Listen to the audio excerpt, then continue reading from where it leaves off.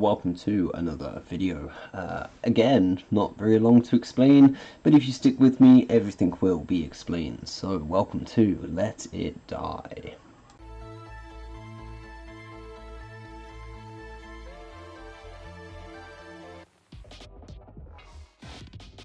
This tower was once used as a research facility by Professor Tarada, the world's leading scientist behind super soldier research. As a result of many experiments, he created many new biological life forms, but most notable are the 3 shocks terror. Professor Tarada believed that he could create stronger soldiers by simply combining humans together, resulting in these 3 monstrosities. One of these 3 is called Koen. Koen is 9 feet 2 inches tall and weighs 1,960 pounds. He was created by combining multiple people into one. He was an unfinished experiment and suffers from poor vision. However, this has led to him developing a supreme sense of hearing. Koen lets out a yell and uses the vibrations of the sound waves produced to determine where things are around him. Also, he pulls out the dead bodies of those he has vanquished in the tower and swings them or throws them as weapons. Koen is extremely powerful and capable in combat. Hello everybody and welcome to another video. As I said at the beginning, we are playing Let It Die yet again. Today we actually had a 3.5 hour stream and I'm going to pump out a couple of videos from it. So here's the first one of the stream. There are 3 in total, I believe. Or at least there are 2 and the third one needs a little bit extra, but we'll get there. Now, to make it a little bit easier for you guys to follow along, I am creating a new character. I have decided that I would play as an attacker, which is someone that I don't normally play as. I have a character that is a defender, I have a character that is a collector, and I believe I have a character that is a lucky star. Now, I did mention in my previous video that I will be making a video about the classes and all the different types and basically the differences between them all. That one won't be too long, but unfortunately I will not be talking about that one in this video. This video is mainly based on levels 1 to 3, which is where we get to the mini boss fight of Koen. So the video at the beginning now probably makes a little bit of sense. So now, being in control of the new fighter, I decided to get myself ready for floors 1 to 3. I hope you guys enjoy this video. From here on out, it will be a little bit of a commentary thing, and yeah, enjoy. We started the day on a good note, with a golden bird being our daily present. I quickly ran over and put this in storage after releasing it, just to have a quick look at what it is. I didn't actually expect it to be so hard to catch, but we did eventually get there, and as I said, I just quickly ran it over to storage, and then we went on with our normal day. I was expecting a weapon or something there, just to help me through this, and I'm not going to keep this in a slow pace. This is the same floor as the last video, so if you want a little bit more detail on that, go back and watch the last video. But yeah, just very quick speed through this. Get to the next set of escalators and we'll start the video properly on floor 2. As we're on our way up to floor 2, I would just like to let you guys know that I have leveled up most of my weapons, not completely all the way up to level 20, but my fists at the beginning of this are running at about level 17, and I believe by the end of stream they were running at a level 18. So obviously, if you're new to the game, your damage output is going to be a little bit lower than mine. It's going to be a little bit more similar to the kind of damage that I was doing in the first video. But if you want to level them up, it's very easy to do so. All you have to do is kill with that weapon. Fists are classed as a weapon as well, so yeah. It has to be the last hit that you get. So you can do 5 hits with a sword and then 1 hit on the with a fist, and if that fist is the last thing that kills it, the thing that levels up will be the fist. That's how the leveling up on weapons works in this game. So With that in mind, I do have a level 20 hammer, I believe, so I use my level 20 hammer to decrease their HP, and then I just finish them off with whatever weapon I'm trying to level up. On that note as well, I should probably also mention that leveling up the weapons, it gives you extra damage, yes, but there are also other things. I'm going to get into that with a guide once I've actually got like more weapons leveled up to level 20, just so that we can see everything that the levels offer. Because at the moment they're all kind of here, there and everywhere. I've got a couple of weapons that are level 10 and above. I've got a couple of weapons that are level 10 and below. Yeah, it's kind of all over the place at the moment, so that's why I'm not going to include it in this one, but I will be making a video in the future to go over the point in leveling up different weapons. I feel like I may have over-explained that, but you're going to need to level up to be able to get through most of the tower. There are two separate types of leveling. You have to upgrade using materials, and then there's the passive leveling that you just gain through killing enemies. It's more of a level up, and you get like plus X amount of critical rate or whatever it is that it's offering. But back to the main point when I was originally speaking about this.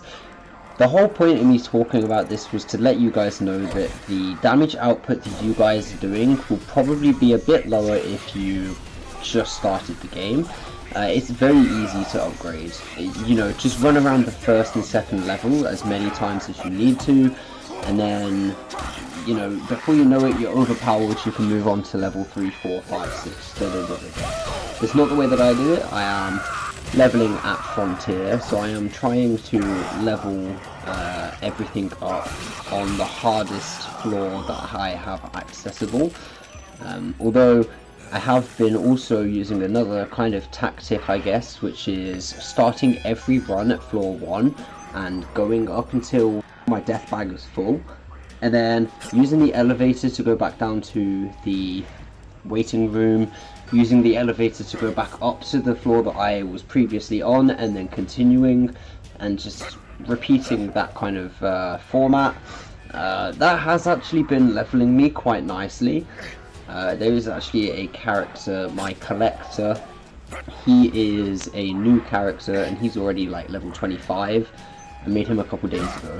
Like, it's just little things that I've been doing, like always starting at floor 1 and just collecting things, and just, yeah, you will see it in the way that I play, because pretty much every run is exactly the same, no matter if I'm leveling an attacker, shooter, lucky star. The first 3 floors I always play exactly the same. Obviously, if I was a collector, then I'd be able to pick up absolutely everything, but this is an issue that everyone else has, is the finite amount of space in your death bag. You have to swap things out, so I kind of prioritize materials. What I tend to do with the death bag is fill it with everything, and then replace the things that you don't need. So I don't know, maybe you pick up some aluminium and you need cotton, so when you come across the cotton, you just swap the aluminium out for the cotton, and that way you don't regret not picking up the aluminium when you don't find cotton. But then when you do find cotton, you kind of get a little bit annoyed and you go, well, I needed both, but now I have to pick. We are now going up to floor 3. This one is the floor with the boss fight on it, but I will let you know we have to work our way all the way through the floor, and then we get to fight the boss. And yes, we skipped the recap here. I don't know why we skipped the recaps today. I didn't yesterday, but I think yesterday I was just showing what you can do, and today I just wanted to get through some things because I knew that I had quite a task at hand. Pretty much straight out of the gate, we get attacked by a Mark 1 hovering tuber, and I 100% did not need to look that up. These things have a pretty basic attack pattern. You've just got to kind of run around them until they do the attack that gets them stuck on the floor. And then once they are stuck in the floor, usually I just heavy hit them and that takes them out. But I missed the heavy hit on this one, which kind of actually helps the video out a little bit, because we can show this off again. You get stuck in the floor and then you just gotta hit him when he's stuck, and then it allows you to just run off. I always jump over this section just to get to the loot, and then you'll see I walk onto the section that I jumped off just to show you why I jump over it. I guess you could class this as a little trap, though there is some silk down here. Usually there's like either some resource or a box, or sometimes there's some mushrooms down here. There's like many of these rooms on different floors, so that's why it's hard to keep track of. But yeah, as soon as you come out of there, I looked back. If you were to walk along the pipes, there is actually a hole in the fence at the end there, and that is the way to go back up to the section that we dropped from. Whilst I'm just picking a fight here, I think it might be important for me to mention to you guys, like, if you're not comfortable with running this with your fists, don't, use whatever weapons are available to you. If you guys are picking up weapons left, right and centre, if you guys like these irons, I personally have a vendetta against them and will probably never pick them up and take them home. I'll probably end up selling them, but like, I'll never use them. But yeah, if you guys have a preferred weapon, use that, because you're going to be leveling that weapon up. I just kind of feel like when your weapons break, if you haven't got the weapons there to replace them with, all you've got is your fists. So I'm trying to level the fists up as much as I can before I get put into a situation like that. And yeah, I'm just kind of using the early levels to get comfortable with my fists. I don't really want this to turn into like a tutorial, but if I was to give you a tip, I would 100% say that leveling your fists is worth it. There have been times where I've been in the tower on whatever floor, and my sword or my bat or whatever weapon I'm carrying has broken, the durability has run out, so then you're left with just your fists. And trust me, in these moments, I am so glad that I have leveled my fists up, and I'm pretty sure they're on like level 17 or 18.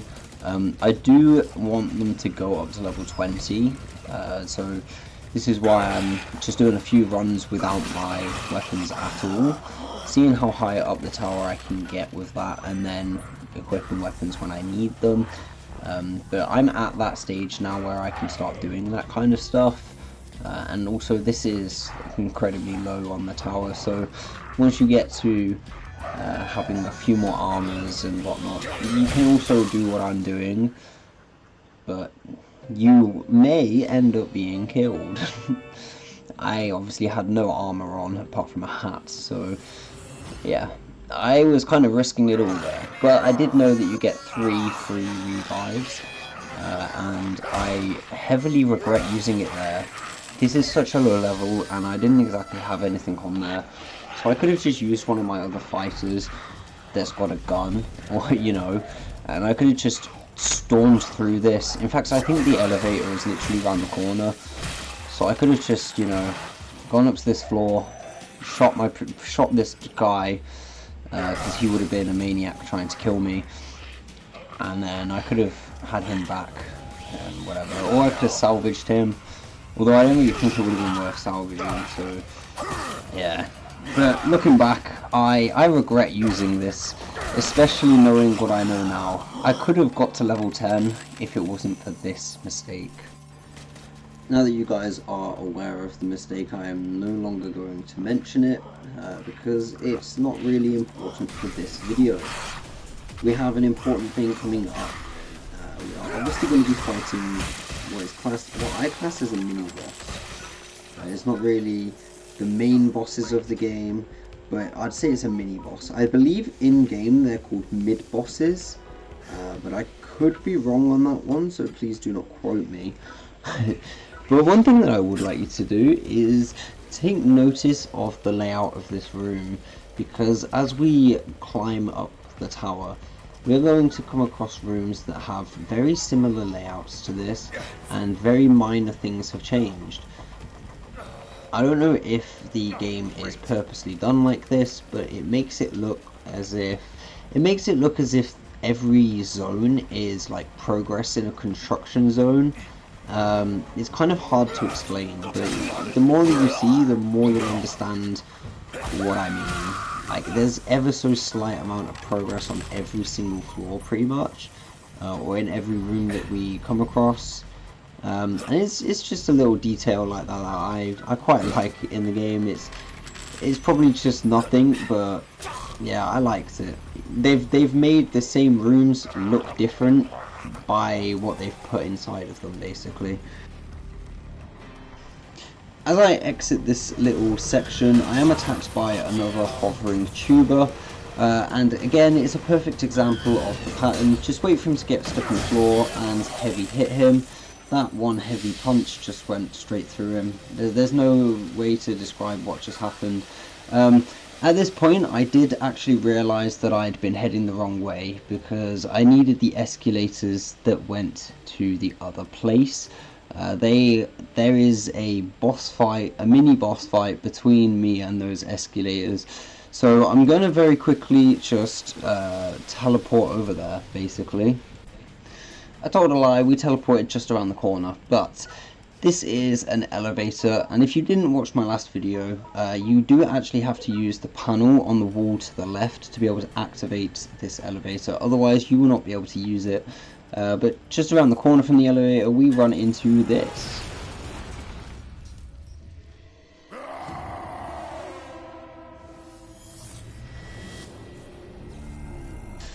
Now that is our first mini-boss, and please do not let what you are about to see deceive you. I would suggest actually coming to this level and fighting this guy whilst you're under-leveled, just for the novelty of it, and then, yeah, come back when you're actually strong enough and give it a go, because that's what I did. And yeah, now the battle is extremely underwhelming on this video, but if you are ever so slightly underleveled, it becomes a very nice fight. And if you read the screen there, you'll see DoD Arms Blue Metal. This is a rare metal that is obviously dropped for R&D, it says it on the screen. So certain weapons, certain armors may require this material. I haven't actually needed to use it myself, I don't believe.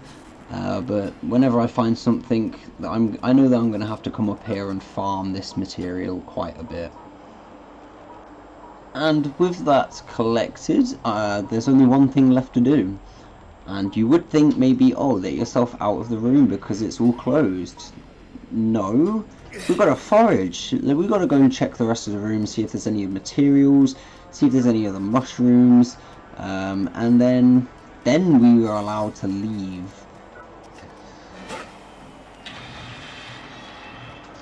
You will see, as soon as I leave this place, I always end up going down the elevator.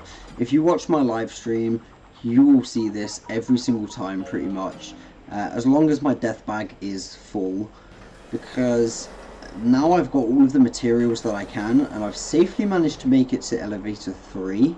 I think it is the perfect time for me to actually go and store those things that I've just collected. So that's pretty much what I do.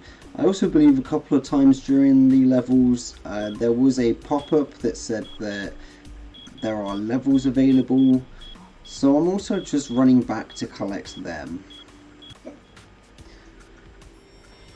As always, the second you step out of the elevator, you get abducted by Mingo Head. I got 10,000 gold there, or 10,000 death metal there. That's pretty cool. Death coin. I think death metal is the premium that I couldn't remember in the last video. But yeah, I got 10,000 coins there, so that's not too bad of a run for me. And that's been restocked. First thing that you'll notice I do is go straight over to Mingo Head and I get my levels.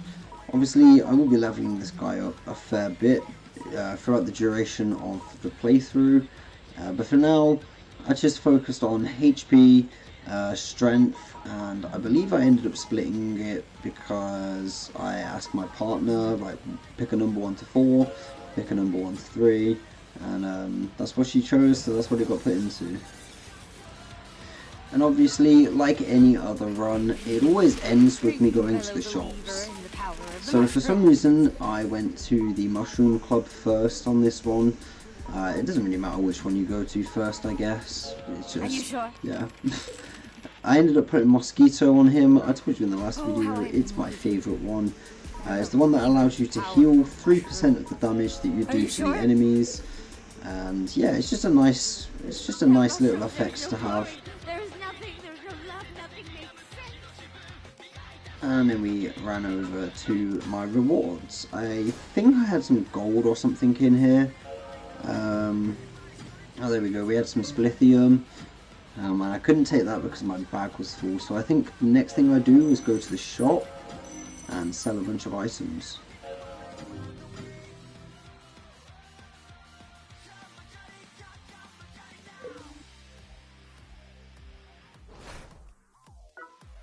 And here we go, we went over to the shop. I may have actually done R&D first. No, I went straight to selling. We sold all the weapons that I just don't like and don't use. Gives me something to level up at a later date, so I'm trying to just kind of sell them off and not use them for now. Then we went into R&D. And there wasn't really anything here that I wanted to level up, so it was just me messing around basically and just leveling up whatever was there. I think we ended up doing a cap and a body armor, but that was at some point in the stream. It may not have been right now. For the remaining amount of time that I spent in the waiting room, it was basically just preparing for my next run up the tower. I do actually just do a bit of inventory here, getting rid of things from my death bag, getting rid of things from my store. I sell a bunch of things, I buy some weapons and armors, and yeah, I'm just basically preparing myself for the next run. And then straight after this, I do actually quickly accept some challenges. I'm not going to go into detail on what these challenges are for now. Sorry, there's no bathroom here. I've basically just accepted them so that they can happen in the background. Like I said in the last video, this is where the challenges are. You can also access this through the binoculars with dolls on them in the waiting room. You can accept challenges here, and you can already see the ones with the ribbons. They're ones that I have completed previously. Most of those are just like collecting things and leveling weapons or using a certain weapon from floor to floor. There's a fair few different ones that are on here, from, you know, killing 20 different like normal enemies, and then there's one on here that will actually be the focus of the next video, which is killing one of the other mini bosses. Whilst we are going into our Rolodex, I would like to also just say the tips we get from there are displayed here. Now, at the very end of the stream, I did actually go into my Rolodex and have a look in my data. My fists are at mastery level 18, and the jungle knife and the hammer are both at level 20. You can see there's a bunch of other things, like the bat is also level 20, but then most things, it's like level 14, level 4, 3, you know. So when I get a couple more levels on there, I will be running through and just showing everyone what the different levels do. In this section of stream, I also had a quick look into my mushroom collection and my beast collection. It's just because I did actually collect some mushroom today.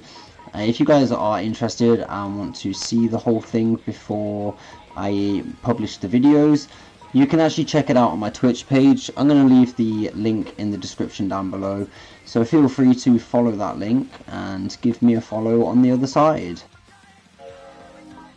With all that being said, this is the end of the video, so keep being awesome, and I'll catch you in the next one.